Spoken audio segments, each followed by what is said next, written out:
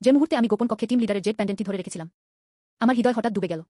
Z দুলের পৃষ্ঠ থেকে অদ্ভুত রানগুলি বেরিয়ে এসেছে। তার আঙুলের ডগায় মাংস এবং রক্তের মধ্যে ড্রিল করা হয়েছিল। আমার কংশেং অভিশাপ এখনো পালাতে চায়। তার বুকের চুক্তির সিলমোহর হঠাৎ গরম এবং লাল হয়ে গেল। সামান্য স্ফীত। এই দমবন্ধ মুহূর্তে জেড দুলটি জীবন্ত প্রাণীর মতো আমার হাতের তালুতে চুষতে লাগল। বাধা ভাঙতে এটি ব্যবহার করুন। তুমি আমার বিরক্তির পাত্রে পরিণত হবে, অসম্ভব। অভিশাপ সিলটি তৎক্ষণাৎ বিস্ফোরিত হয়েছিল। আমি তো ম্যানগ্রোভের টুকরোগুলি ধরলাম। উবস হাত দিয়ে জেড দুলটি টিপুন। রুন অ্যারে ক্যামেরা ঘুরানো হয়েছে। পৈতৃক হোলের বাইরে কালো কুয়াশা কালির মতো উড়ে গেল। আমি তো আমিনকে মাটিতে পড়ে যেতে দেখেছি। তার চোখ খালি ছিল এবং তিনি অজ্ঞান ছিলেন। ঘন কালো গ্যাসে শরীর নড়ে উঠল। দিনের বিরক্তির দেহের ভূত ধাপে ধাপে এগিয়ে আসছিল। তোমাকে শোষণ করে। প্রাচীন শহরের সব অভিযোগ আমার নিয়ন্ত্রণে। এটা গোপন কক্ষে আছে। আমি এই মুহূর্তে রুন অ্যারে জেড দুলটি টিপতে যথাসাধ্য চেষ্টা করেছি। দিন তার হাতে ব্রোঞ্জের টোকেন সম্পর্কে অভিযোগ করেছিলেন। কোনো সতর্কবার্তা ছাড়াই আলো নিভে গেল। কি হচ্ছে? এই বৈদ্যুতিক ফ্লিংটি হতবাক হয়ে যায়। আমিনের একমাত্র প্রাণশক্তি হয়ে ওঠে। আপনার জিহ্বার ডগা কাম দিন এবং শক্তি প্রয়োগ করুন। তবে আপনি কেবল ব্যারেলটি শক্ত করে ধরে রাখতে পারেন। কালো গ্যাস জোয়ারের মতো লড়াই করেছিল। তাকে তালাবদ্ধ করে দাও। একটি হাঁটু প্রচণ্ডভাবে মাটিতে আঘাত করেছিল। ম্যানগ্রোভের টুকরোগুলি আমার সামনে চুপচাপ ভাসছিল। অভিশাপ ভাঙার পদ্ধতি আবির্ভূত হয়। কোনো দ্বিধা ছিল না। এক কামড়ে আপনার আঙুলের ডগা কাম দিন। চোখে গরম রক্ত ঝরছে। একই সঙ্গে গভীর কণ্ঠে চিৎকার করে উঠলেন তিনি। সারমর্ম এবং রক্ত গাইড। অভিশাপ সিলমোহর স্থানান্তর করুন। হাত দ্রুত সিল করে দেওয়া হয়। মুহূর্তের মধ্যে আমার বুকের জ্বালাপোড়া ব্যথা কমে গেল। চুক্তি সিল থেকে কালো আভা ছিঁড়ে গেল। একটি স্ট্রিমারে পরিণত হয়েছে। সরাসরি পৈতৃক হোলের দিকে। জেড দুলের অদ্ভুত সবুজ আলো সম্পূর্ণরূপে বিলীন হয়ে গেল। অবশেষে বাধা ভাঙার শক্তি জেগে উঠল। আমি জেড দুলটি তুলে নিলাম। ঘুরে সে গোপন কক্ষে উঠে আসা সাদা কুয়াশা এবং কালো ছায়াগুলি ভেঙে ফেল। সে তো পৈতৃক হোলের দিকে দৌড়ে গেল। তার বুকে কেবল একটি চিৎকার বিস্ফোরিত হয়েছিল। আমিন আটক। আমি তো পৈতৃক হোলের বাইরে ছুটে গেলাম। হাত তুলো। আমিনকে আটকে রাখা বাধায় বিশুদ্ধকারী জেড দুলটি শক্ত করে নিক্ষেপ করুন। পুত্র রুনেসের জন্ম। আমার কাছ থেকে কোনো বিরক্তি নেই। আন্ডারগ্রাউন্ড ত্যাগের জন্য গর্ব করবেন না। বেদির ভয়াবহতা ও বিরক্তি আমার জন্য তোমাকে মেরে ফেলবে। দিন বিলুপ্ত হয়ে গেলেন। নিঃশব্দে পৈতৃক হোলের দরজা খুলে গেল। মাত্র 2 ধাপ এগিয়ে গেল। তার পায়ের নিচের মাটি ফেটে গেল। প্রচণ্ড বিরক্তি যা দ্রবীভূত করা যায় না। প্রাচীনত্বে মোড়ানো। মাথার তক্কাতর কোরবানির মন্ত্র। তোমার মুখে এসো। ফিসফিস করে অতল গহ্বরের দিকে তাকিয়ে। এই আওয়াজ কি? সবেমাত্র পৈতৃক হোল ঘরে পা রেখেছিলাম। মাটি ফাটল ধরেছে। একটি গভীর সিঁড়ি মাটির দিকে নিয়ে যায়। বাঘের গুহায় না গেলে বাঘের বাচ্চা খুঁজে পাবেন কি করে? নিচে যাই লুকিয়ে থাকুক না কেন? রাস্তার পিছনে ধ্বংসস্তূপের জন্য। আপনাকে অবশ্যই আপনার নতুন পুনরুদ্ধারে প্রবেশ করতে হবে। আমার পিছনে নড়াচড়া করো না। দেয়ালগুলি কোরবানির রানে পূর্ণ ছিল এবং কালো গ্যাস ছড়তে থাকে। আমরা সিঁড়ি দিয়ে নেমে যাই। প্রতিটি পদক্ষেপ চোপের তালে। আপনি যত বেশি যাবেন তত ঠান্ডা হবে। সবেমাত্র বেদির প্রবেশদ্বারে পৌঁছেছি। আমি আমিনের সাথে একই সময় থামলাম। বাম ও ডান দিকের পাথরের দুটি জন্তু কবরের পাথরের মতো চুপচাপ দাঁড়িয়েছিল। ভাঙা পা এবং ভাঙা নখ। খালি চোখের সকেটগুলি আমাদের দিকে তাকিয়ে থাকা সূচের মতো। মনে হচ্ছে তিনি চোখ খুলবেন এবং পরের সেকেন্ডে প্রাণ ফিরে আসবেন। শুধু টিপের আঙুলে বেদির উপর পা রেখেছিলাম। স্লোগানটি বিস্ফোরিত হয়েছিল। শব্দ নাই। এটি ডিমেন্টর বানানের প্রতিধ্বনি যা সরাসরি আত্মায় ড্রিল করে। আমার মস্তিষ্ক অন্ধ হয়ে গেছে। মন প্রায় ভেঙে পড়েছিল। তৎক্ষণাৎ লাল বইয়ের দিকে তাগিল করার জন্য হাত তুল। লাল আলো, আলোকিত লাল বই। হঠাৎ অভিশাপের শব্দটি 3 ফুট দূরে ঠেলে দিল। আমিন হঠাৎ থেমে গেল। দেয়ালে ঘোরাফেরা করার আঙ্গুলির দিকে তাকিয়ে। আপনার আঙুলের ডগা সামান্য স্পর্শ করুন। তবে এটি লাইনগুলি কিছুটা কাঁপতে বাধ্য করেছিল। তার কণ্ঠস্বর খুব নিচু ছিল। তবে প্রতিটি শব্দ খোদাই করা হয়। এই রানগুলি সোনার বইয়ের মতো একই উৎস। দিনের আতঙ্ক ও বিরক্তি। অবশ্যই বেদি নিচে লুকিয়ে আছে। পুরো নেকড়ে পথের কালো কুই। এটি সেই মুহূর্তে যখন আমরা পথের টুকরোগুলির ঝলমলে আলো লক করি। বাম ও ডান পাথরের জন্তুর চোখ জ্বলজ্বল করে উঠল। সবুজ আলোর দৈত্য মুখ রাগে খুলে গেল। দুটি কালো গ্যাস বের করা হয়েছিল। আমি হঠাৎ আমিনকে টেনে নিলাম। রোল এবং ডজ। কথাগুলো পড়েনি। একটি পাথরের স্তম্ভ থেকে এক মুঠো কালো গ্যাস পুড়ে গেছে। সাদা ধোয়া থেকে নির্গত দুটি গভীর ধোয়া। কঠিন লড়াই হচ্ছে মৃত্যু। আমিন তার বন্দুক তুলল। আমি তো তোমাকে বাম দিকে ধরে রাখি। অভিশাপ ভাঙার সুযোগ খুঁজুন। অপ্রস্তুতের উপর আক্রমণ করুন। এটা একটা বিস্ময়কর ছিল। লোকটি দড়ি থেকে তীরের মতো বাম দিকে গুলি করা হয়েছিল। পাথরের জন্তুটি তীক্ষ্ণ চিৎকার করে উঠল। আমি তো কিছুটা ডান দিকে ঘুরলাম। একটি লাথিও পড়েনি। দুজনেই ছিল কাচির মতো। বেদি ছিঁড়ে ফেলুন। আমি পাথরের জন্তুটির ডান পায়ের সাথে সংযুক্ত ছিলাম। ঘুরে দাঁড়ান এবং ঘাড়ের পিছনে ঝাঁপিয়ে পড়ুন। আঙ্কেল হং তার ঘাড়ের পিছনে গাঢ় লাল রুনটি টিপে ধরলেন। একটা খাস্তা ক্লিক ছিল। রুনস বিস্ফোরণ। একটা লাল বাতি ফেটে গেল। প্রায় একই সময়ে বাম দিক থেকে এলো আমিনের নিচু গর্জন এবং পাথর জন্তুর পতনের স্বপ্ন। দুজন হাঁটু গেড়ে বসে পড়ে গেল। এটি পুরো মাটিতে ধূসর পাথরে পরিণত হয়েছিল। প্রাণশক্তির আর কোনো চিহ্ন নেই। আমরা নিজেদেরকে পাথরের মঞ্চে ফেলে দিলাম। লুকুয়ানের দ্বিতীয় টুকরোটি তার সামনে ছিল। কিন্তু তাকে জীবন্ত প্রাণীর মতো কালো অভিশাপ সিলের একটি স্তর দিয়ে মোড়ানো ছিল। এমনকি লাল বইটিও ঝাঁকুনি দেওয়া কঠিন। আমি জাদু ভাঙার জন্য আমার আঙুলের ডগা কাম দিয়েছি। বেদি প্রচণ্ডভাবে কেঁপে উঠল। পাথরের মঞ্চটি ধসে পড়েছিল। ব্ল্যাক হোল গর্জন করে প্রসারিত হয়েছিল। কালো ছায়া আস্তে আস্তে অতল গহ্বর থেকে উঠে এল। আমি শক্ত হয়ে গেলাম। সে বিস্মিত হয়ে বলল, অভিশাপ সিলমোহর তাঁবুতে পরিণত হয়েছিল। আমার চুক্তির চিহ্নে শক্তভাবে জড়িয়ে পড়েছি। তিনি লুকুয়ান টুকরোগুলির শক্তি শোষণ করছিলেন। কালো তাঁবুগুলো আমার কবজির চারপাশে জড়িয়ে আছে। পাগলের মতো পথের টুকরোগুলির শক্তি চুষে নিচ্ছে। মূলত চকচকে সোনালি আলো কালো বাতাসে কালি দিয়ে রঞ্জিত হয়েছিল। তার সারা শরীরে প্রচণ্ড ব্যথা ছিন্নভিন্ন হয়ে যাওয়ার মতো ছিল। একবার টুকরো শক্তি শেষ হয়ে গেলে আমার পুনর্জন্মের আশা সরাসরি পরিষ্কার হবে। আমিন তৎক্ষণাৎ বুঝতে পেরেছিল যে আমি কি বোঝাতে চেয়েছিলাম। রুনিক সোনার সূচ তাঁবুর গোড়ায় বিদ্ধ করে। কালো কুইয়ের চুষার ক্রিয়া ঘটনাস্থলেই জমে গেল। আমি প্রথম টুকরোটির শক্তি সক্রিয় করার সুযোগটি নিয়েছি। কঠোর লড়াই করো। অবশেষে তাঁবুতে একটি ফাঁক খোলা হয়েছিল। কিন্তু ব্ল্যাক হোলের ভেতরে থাকা ব্ল্যাক শ্যাডো দৈত্য চোখ হঠাৎ জ্বলে উঠল। আমিন জোর লড়াই করবেন না। সাপকে আঘাত করে এবং তাঁবুর গোড়ায় 7 ইঞ্চি আঘাত করে। আমি তৎক্ষণাৎ বুঝতে পেরেছি। কালো গ্যাসের তাঁবুর সাহায্যে শক্তি সঞ্চয় করছে এই কালো ছায়া। একবার এটি সম্পূর্ণরূপে চলে গেলে আমরা সবাই ধ্বংস হয়ে যাব। আর দেরি করলে সব শেষ হয়ে যাবে। এটি দেখে আমিন সরাসরি রানীকে কেটে ফেলার জন্য নিজেকে উৎসর্গ করার সিদ্ধান্ত নেন। ছায়াগুলি অবরুদ্ধ করতে আলোর প্রাচীর ব্যবহার করুন। চোখের পলকে কালো ছায়ার শক্তি দেখে তিনি হতবাক হয়ে গিয়েছিলেন এবং রক্ত বমি করেছিলেন। গুরুতর আহত হলেও তিনিও তার যথাসাধ্য চেষ্টা করেছিলেন আমাকে বানান ভাঙার জন্য এবং টুকরোগুলি পেতে সময় কিনুন। গুরুতর আহত আমিনের দিকে তাকিয়ে আমার চোখ ফেটে যেতে চলেছে। ম্যানগ্রোভের টুকরো এবং পথের টুকরো শক্তি একই সাথে ফেটে যায়। তাঁবু থেকে মুক্ত হওয়ার পরে অভিশাপ ভাঙার জন্য আমি আমার নিজের রক্ত ঝরিয়ে দিই। দুটি টুকরো তৎক্ষণাৎ অনুরণিত হয়েছিল। সোনালী আলো আকাশচুম্বী হয়ে উঠল। দ্বিতীয় টুকরোটি সফলভাবে পাওয়া গেছে। কিন্তু হঠাৎ করেই সিস্টেমের সতর্কবার্তা বিস্ফোরিত হয়। আমাকে সাবধান করো। ব্রাস কোর 10 মিনিটের মধ্যে পুরোপুরি আসবে। আমাদের সরিয়ে নেওয়ার জন্য খুব বেশি সময় বাকি নেই। টুকরোগুলির সোনালী আলো কালো ছাইটিকে সাময়িকভাবে দূরে সরিয়ে দিল। আমি সামান্যতম দ্বিধা ছাড়াই ছুটে গেলাম। এতে আমিনের পিঠে গুরুতর জখম হয়েছে। তোমাকে কখনো পিছনে ফেলে ছুটে বেরোবে না। যাই হোক, আমি তো তাকে পালাতে একা ছাড়ব না। আমি মাথা ঘুরিয়ে উন্মত্তভাবে বেদির সিঁড়ির দিকে দৌড়ে গেলাম। কালো ছায়ার দৈত্যাকার তালুতে ধরা পড়তে চলেছি দেখে আমরা মরিয়া পরিস্থিতিতে। সিঁড়ির শীর্ষে অন্ধকূপের সুইচিং লাইট দরজাটি আসলে আলোকিত ছিল। লুমুর রেখে যাওয়া রুন টোকেনগুলিও রয়েছে। এই টোকেনটি একটি জীবন রক্ষাকারীর মতো আমাদের বেঁচে থাকার একমাত্র সুযোগ দিয়েছে। আমি আমিনকে পিঠে তুলে নিয়ে সফলভাবে ছুটে গেলাম লাইট গেটের পিছনে বেদিতে। কালো ছায়ার গর্জন একেবারে ভেঙে গেল। লাইট গেট থেকে বিচ্ছিন্ন করা হয়েছিল। হাসপাতালের কপিতে লুকিয়ে আছে সবুজ পাতার পরের টুকরো। সেখানে শুধু সবুজ পাতা ও চিন্তাশীল অতীত লুকিয়ে নেই। এটি এখনো পুরো জিনিসটির মধ্যে সবচেয়ে তীব্র বিরক্তির সাথে মৃত্যুর জায়গা। কিন্তু আমরা নিঃশ্বাস ফেলার জন্য অপেক্ষা করিনি। পুনর্জন্মের মূল করিডোর কাঁপতে শুরু করে। স্মৃতির টুকরোগুলি হাসপাতালের মর্মান্তিক অবস্থায় বিকৃত হয়। করিডোরের শেষ প্রান্ত থেকে অদ্ভুত পদ্ধতি ভেসে এল। আমি আরো কাছে গেলাম কিন্তু কাউকে দেখতে পেলাম না। সিস্টেম জরুরি সতর্কতা। এই ক্ষোভ খুব তাড়াতাড়ি জেগে ওঠে। অচেনা প্রাণী দ্রুত এগিয়ে আসছে। দয়া করে মনে রাখবেন যে পালানোর দিন আমরা আবার একটি মৃত প্রান্তে আঘাত করেছি। সংকট সরাসরি বাড়তে থাকে। সবেমাত্র পুনর্জন্মের মূল করিডোরে পালিয়ে গিয়েছিলাম। আমরা এখনো নিঃশ্বাস নিতে পারিনি। অবশেষে সাময়িকভাবে ঝাঁকুনি দেওয়া হয়। যদি এটি মিথ্যা হয় তবে এটি প্রমাণ করা উচিত। সত্য মিথ্যা এই জিনিসটি কৌশল খেলছে। আসুন প্রথমে লুকিয়ে থাকি এবং জোর লড়াই করি না। পায়ের অদ্ভুত শব্দ হঠাৎ এগিয়ে এল। তুমি চারপাশে দেখতে পারো। অর্ধেক অঙ্ক দেখা যাচ্ছে না। আমিন শারীরিক শক্তি ওভারড্রাফট অস্থায়ীভাবে এক ধাপ এগিয়ে গেল। যখন তিনি তার হাত বাড়িয়ে দিলেন তখন একটি অদৃশ্য শক্তি তাকে পিছনে ঝাঁপিয়ে দিয়েছিল। প্রায় পড়ে গেছে। আমি তো তাকে ধরে রেখেছিলাম। চোখ ভেসে গেল। তৎক্ষণাৎ পাশের দিকে ইঙ্গিত করলেন। বগিতে ঢুকে পড়ুন। তার মুখ এবং নাক শক্ত করে ঢেকে রাখা। এমনকি আমার শ্বাস আটকে রাখা। আর পায়ের শব্দ ধাপে ধাপে আরো কাছাকাছি আসছে। আমরা বগিতে পুরো টেনশনে ছিলাম। এমনকি চোখের পলকও ফেলবেন না। আমি কেবল দরজার বাইরে হঠাৎ থেমে যাওয়ার শব্দ শুনতে পেলাম। এই অবস্থানটি খুব অদ্ভুত। সে ঠিক কি করতে চায়? আক্রমণ করা হয়নি। আমাদেরও তাড়িয়ে দেবেন না। তারপর সে আস্তে আস্তে করিডোরের গভীরে চলে গেল। অবশেষে আমিন তার হাত ছেড়ে দেয়। দুর্বলভাবে হাঁপাতে হাঁপাতে বিভ্রান্ত চোখে আমাকে জিজ্ঞাসা করল। আমি আমিনের কাঁধে চেপে ধরলাম। শরীরের টুকরোগুলির শক্তি সক্রিয় করুন। নরম আলো আস্তে আস্তে তাকে ঘিরে ধরল। পরবর্তী স্টপ। এটি একটি পরিত্যক্ত বেসরকারি হাসপাতাল। লাল বইটি হাতের লেখা খুলে দেয়। আমাদের অবশ্যই ভালো অবস্থায় থাকতে হবে। আবার ফিরে যাও। একটু বিরতি নিন। আমি হাত তুললাম এবং আমার বুকে চুক্তির সিলটি স্পর্শ করলাম। শারীরিক শক্তি প্রায় পুনরুদ্ধার হয়েছে। চলো যাই। সে হঠাৎ জ্বলে উঠল। অবিচ্ছিন্নভাবে করিডোরের শেষ প্রান্তের দিকে ইঙ্গিত করল। আমিন উঠে দাঁড়াল। নিঃশ্বাস স্থিতিশীল হয়েছে। আমরা কিউবিকল থেকে বেরিয়ে আসি। আলো অনুসরণ করুন। অবশেষে মরিচা পড়া হাসপাতালের দরজা বেরিয়ে আসে। দরজার ফাটল থেকে একটি শিশুর চিৎকার ভেসে এল। হাসপাতালের গেটের সামনে দাঁড়ান। ঠান্ডা বাতাসের সঙ্গে মিশে মরিচা গন্ধ মুখে বয়ে যায়। বাঘের গুহায় ঢুকে বাঘের শাবকটাকে খুঁজে পাবে কি করে? আমি ঠান্ডা দরজার হাতে হাত চেপে ধরলাম। ভেতরে যাই লুকিয়ে থাকুক না কেন। পশ্চাৎপদ টুকরোগুলির জন্য আমাদের ভিতরে যেতে হবে। আমি তো আমার শক্তিকে আঘাত করেছি। চিৎকার করুন। দরজা আস্তে আস্তে খুলে গেল। পা সবেমাত্র চৌকাঠ অতিক্রম করেছে। পরিবর্তনটি হঠাৎ ঘটেছিল। একটা প্রচণ্ড বিস্ফোরণ হলো। ওয়ার্ডের বাম ও ডান দিকের সব দরজা ফেটে যায়। অগণিত বাঁকানো অবশিষ্টাংশ গর্জন করে ছুটে গেল। আমি স্বতঃস্ফূর্তভাবে আমিনকে আমার পিছনে টেনে নিয়ে গেলাম। চিৎকার করে বলল, আমার হাতে উড়ে যাওয়া লাল বই থেকে সাবধান থাকুন। সোনালী আলো হঠাৎ আবির্ভূত হলো। আমিনের রান আলোকিত হয়ে উঠল। আমরা ব্যাক টু ব্যাক। ক্ষোভের এই অপ্রত্যাশিত স্রোতের মুখোমুখি হওয়া। সোনালী আলো রানের সাথে জড়িয়ে আছে। আত্মার অবশিষ্টাংশ ধোয়ার মতো ছড়িয়ে ছিটিয়েছিল। কিন্তু নীরবতার এই মুহূর্তে শিশুটির কান্না ভেঙে গেল। এটি করিডোরের পথচিহ্ন ছিল। আসলে তিনি তাকে অনুসরণ করে হাসপাতালে নিয়ে যান। অন্ধকার থেকে একটা কালো ছায়া বেরিয়ে এল। লম্বা এবং নীরব। বিদ্বেষ বিস্ময়কর। তিনি সব সময় আমাদের অনুসরণ করতেন। আমি হাসপাতালের অন্ধকার করিডোরে দাঁড়িয়েছিলাম। পায়ের শব্দে আমার হৃদয় দম বন্ধ হয়ে গেল। মনে হচ্ছিল যেন পুরো করিডোর হাঁপাতে লাগছে। কালো ছায়া আরো কাছাকাছি আসছে। তার সারা শরীরে ছড়িয়ে পড়া অভিযোগগুলি শ্বাসরোধ করছিল। আগের সব শত্রুর চেয়েও ভয়াবহ। সরু রাস্তা সাহসী জয়ের সাথে মিলিত হয়। লম্বা চাবুক পশ্চাৎসরণ কিভাবে জায়গাটির সাথে তুলনা করা যেতে পারে? মেশিনের অত্যাচারে। আমিন শর্ট ব্লেডটা চেপে ধরল।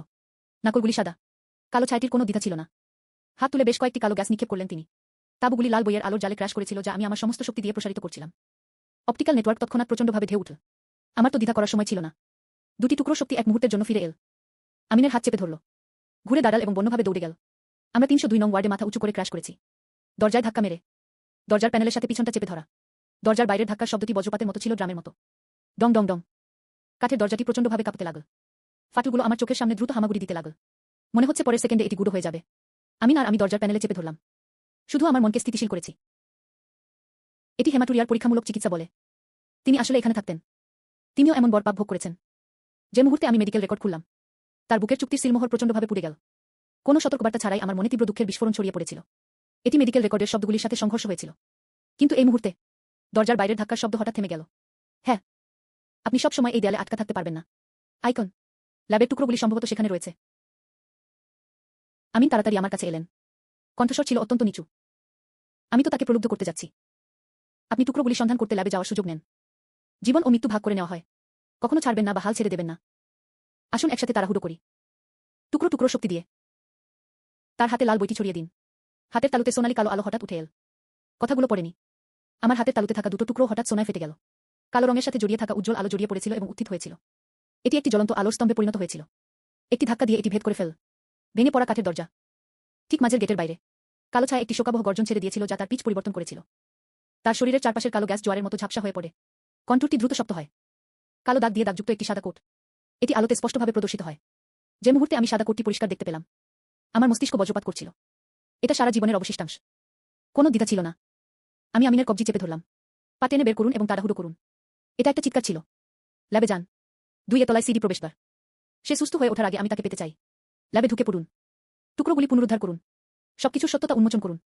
আমরা সবেমাত্র 2 তলার সিডির প্রথম সিডিতে পা রেখেছি। তার পায়ের নিচের সিমেন্ট হঠাৎ ভেঙে পড়ে। আমি হোঁচট খেয়েছিলাম এবং ধ্বংসস্তূপের চিটিয়ে আমার ভারসাম্য হারিয়ে ফেললাম। কিন্তু এই মুহূর্তে একটি কালো ছায়া। আপনি নীরবে আপনার সামনে অবরুদ্ধ। অগণিত পিচকালো শব্দ বিষাক্ত সাপের মতো ড্রিল করা হয়েছিল। মুহূর্তের মধ্যে তা হয়ে ওঠে অফুরন্ত ব্যথা। বিকৃত পরের চিত্রটি গর্জন করে আমাদের দিকে ছুটে আসে। সবেমাত্র ভেঙে পড়ে এবং মৃত খেলায় প্রবেশ করে। পশ্চাৎসরণ সম্পূর্ণরূপে বন্ধ হয়ে গিয়েছিল। আমি নিজের চোখে একটি কালো ছায়া উল্টে যেতে দেখেছি। মামলার মুহূর্ত। পরিবর্তনটি হঠাৎ ঘটেছিল। লুজিনের অগণিত বেদনাদায়ক আফটার ইমেজ পাতলা বাতাস থেকে বেরিয়ে এসেছিল। বাতাস বইছে। তাদের আঙুলের ডগায় একটি কামড়ানো ঠান্ডা বহন করে। আত্মাকে কামতে বিশেষজ্ঞ। এটা মায়মা মনে হচ্ছে, কিন্তু হত্যাকাণ্ডটা বাস্তব। হার্ট হিটগুলি অর্থহীন। বিপরীতে এটি আফটার ইমেজকে আরও শক্তিশালী করে তুলবে। এ সময় লুজিনের স্মৃতি কংক্রিট হয়ে যাবে। রুন আক্রমণ অকার্যকর। শুধু তার দ্বারা গ্রাস করা হবে। কথাগুলো পড়েনি। তিনি সমস্ত রান দূরে রেখেছেন। ভয় পেজো না। আমার হাতের তালু উষ্ণ সোনালি আলো ভাসতে থাকে। আস্তে আস্তে ফিসফিস করে বলল, এই মৃদু কলটি মাঝখানে রয়েছে। হিংস্র পরের চিত্রটি আস্তে আস্তে প্রসারিত হয়েছিল। একটু সোনালি আলোতে পরিণত হয়েছে। এগুলি সবই তার হাজার হাজার চুক্তির চিহ্নের মধ্যে সংহত করা হয়েছে। আফটারগ্লো বিলীন হয়ে গেল। পরিকল্পনা ব্যর্থ হয়েছে। একটি কালো ছায়া পুরোপুরি রেগে গেল। মেডিকেল রেকর্ড বাতাস ছিল না। স্বজনপ্রিয় মোবাইল ফোন। যখন এটি শক্তিশালী হয় তখন কঠোর লড়াই করবেন না। নিরাপদ পথ নিন। ল্যাবের চারপাশে ঘুরে দাঁড়ান। অগণিত কালো শব্দ বাতাসে উঠল। এক মুহূর্তের মধ্যে এটি একটি মারাত্মক ব্লেডে পরিণত হয়েছিল। ইশারা করা এবং গলা বন্ধ করা। আমিন তাড়াতাড়ি গর্জে উঠল। কণ্ঠস্বর ছিল তাড়াহুড়ো এবং দ্বিধায় পূর্ণ। আমি আধা সেকেন্ডের জন্য দ্বিধা করিনি। আমিন একে অপরের দিকে তাকালো। দুটি তাবিজ একসাথে জ্বলে উঠল। একসাথে একটি ঝলমলে আলোর ফলক বিভক্ত হয়েছিল। হঠাৎ কালো গ্যাসের বাধা ভেঙে দেয়। সেই মুহূর্তে যখন কালো ছায়া কেঁপে উঠল, আমরা ঘুরে দাঁড়ালাম এবং বন্যভাবে দৌড়ে গেলাম। সাইড সেফটি প্যাসেজে হেডফার্স্ট ডুব দিন। তার পিছনে গর্জন বধির ছিল। কিন্তু সেই কণ্ঠস্বরটি সর্বোপরি আমরা পিছনে ফেলে এসেছি। সুরক্ষা প্যাসেজটি সংকীর্ণ এবং পিচ্ছিল। প্রতিটি পদক্ষেপে বিরক্তির জলাভূমিতে পা রাখার মতো। এটি যত গভীরে যায়, ঠান্ডা নিঃশ্বাস আরও শক্তিশালী এবং শক্তিশালী হয়ে উঠল। এমনকি শ্বাস প্রশ্বাস স্থবির হয়ে পড়ে। শত মাইলের ওয়াইন মাস্টার ল্যাবরেটরিতে আছেন। আমি তো আমিনকে সমর্থন করেছি। তার দৃষ্টি দেয়ালের উপর দিয়ে চলে গেল। এই মুহূর্তে আমি হঠাৎ বুঝতে পারলাম, হাসপাতাল প্রাচীন শহর গ্রন্থাগার। 3টি দীর্ঘদিন ধরে নিষিদ্ধ বইয়ের উৎসের সাথে জড়িয়ে পড়েছে। অবশেষে আমরা ল্যাবরেটরির প্রবেশদ্বারে ছুটে গেলাম। করিডোরের বিশৃঙ্খলার স্তূপের মধ্যে একটি জরাজীর্ণ জার্নাল পড়ে আছে। আঙুলগুলো অনিয়ন্ত্রিতভাবে কাঁপছিল। এই জার্নাল নির্বে নিষ্ঠুরতম সত্য উন্মোচন করছে। তারা পথটি পাত্র হিসাবে ব্যবহার করে। নিষিদ্ধ বইয়ের উৎসকে জোর করে জাগ্রত করার জন্য সমস্ত সংখ্যা ব্যবহার করুন। এটাই পথের অবিরাম যন্ত্রণার উৎস। লুণ্ঠন নিষিদ্ধ পরীক্ষা। এটা খুব জঘন্য। কণ্ঠস্বর বরফের মতো ঠান্ডা ছিল। কথাগুলো পড়েনি। মূল ল্যাবরেটরির দিকটি হঠাৎ বিস্ফোরিত হয়ে যায়। কালো আলোর একটি স্তম্ভ আকাশে উড়ে যাচ্ছে। কালো আভা জোয়ারের মতো ছিল। পুরো হলয়ে ঘিরে ফেলে। আমি দেখলাম, তার কবজিতে চুক্তির চিহ্নের আলো তৎক্ষণাৎ নিভে গেল। গাইডেন্স বাধাগ্রস্ত হয়েছিল। মূল ল্যাবরেটরির দরজা পর্যন্ত। পুরো চিত্রটি হিমশীতল হয়ে গিয়েছিল। আমি উপরে তাকালাম। আমার হৃদয় ডুবে গেল। দরজায় দাঁড়িয়ে। এটি আসলে মূল করিডোরে ছিল। অজানা অস্তিত্ব যা কখনো তার আসল চেহারা দেখায়নি। তিনি সব সময় আমাদের অনুসরণ করতেন। কখনো ছাড়েননি। সে শত্রু বা বন্ধু। শুধু সত্যের প্রান্ত স্পর্শ করেছি। আমরা একটি অমীমাংসিত মৃত প্রান্তে মাথা ঘাঁটি করে পড়েছি।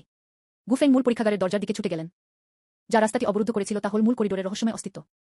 ধূসর কুয়াশা জড়িয়ে পড়েছিল এবং জোরপূর্বক ছিল। প্রচণ্ড চাপে মানুষের দম বন্ধ হয়ে যায়, এমনকি শক্তিও স্থবির হয়ে পড়ে। আমি তো এটাকে শক্তভাবে রক্ষা করি। গভীর গলায় জিজ্ঞাসা করলেন আমিন। কে তুমি?